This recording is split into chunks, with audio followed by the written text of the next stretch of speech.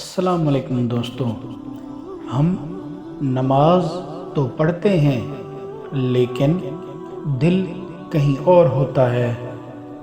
ہونٹ حرکت کر رہے ہوتے ہیں لیکن دماغ دنیا میں گھوم رہا ہوتا ہے۔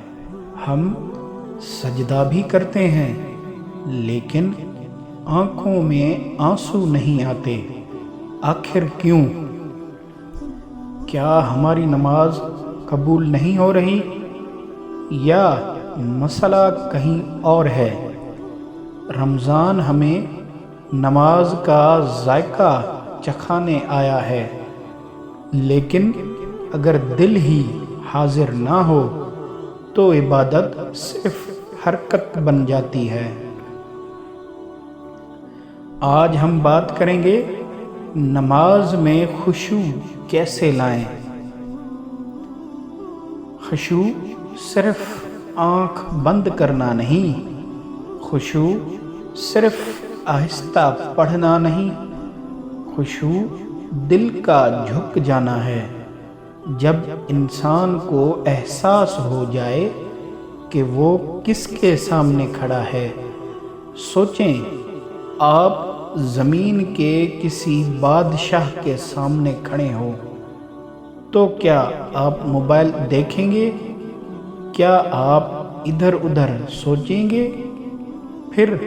پھر ہم رب العالمین کے سامنے کیوں غافل ہوتے ہیں؟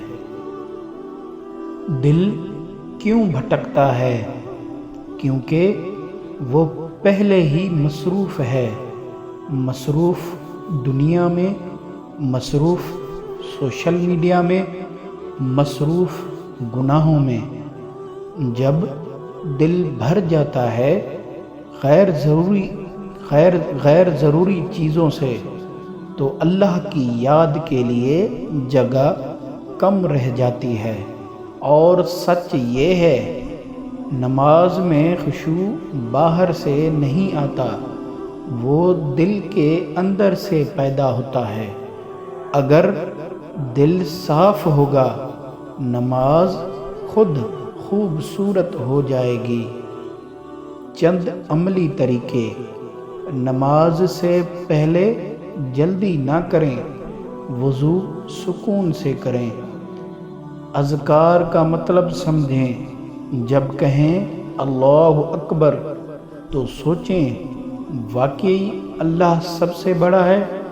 آہستہ پڑھیں۔ جلدی نماز بے روح نماز ہے۔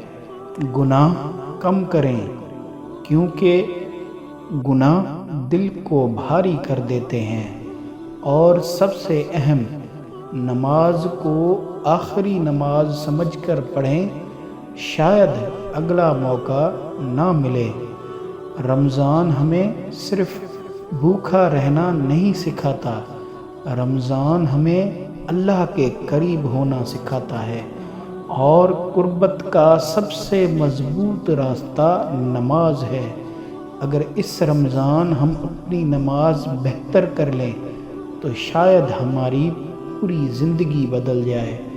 خشوع کوئی معجزہ نہیں، یہ عادت ہے، اور عادت آج سے شروع ہو سکتی ہے۔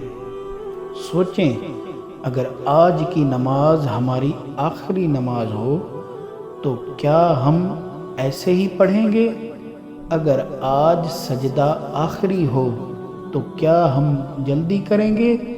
یا اللہ، ہمیں وہ نماز عطا فرما جس میں دل حاضر ہو، ہمیں وہ سجدہ دے جس میں آنسو ہوں، ہمیں وہ خشوع دے جو ہمیں تیرے قریب کر دے۔ آمین ثم آمین۔ اگر میری ویڈیوز آپ کو اچھی لگتی ہیں تو میرا چینل سبسکرائب کر کے بیل آئیکن دبا دیں تاکہ ہمارے آنے والی ویڈیوز آپ دیکھ سکیں۔ شکریہ، اللہ حافظ۔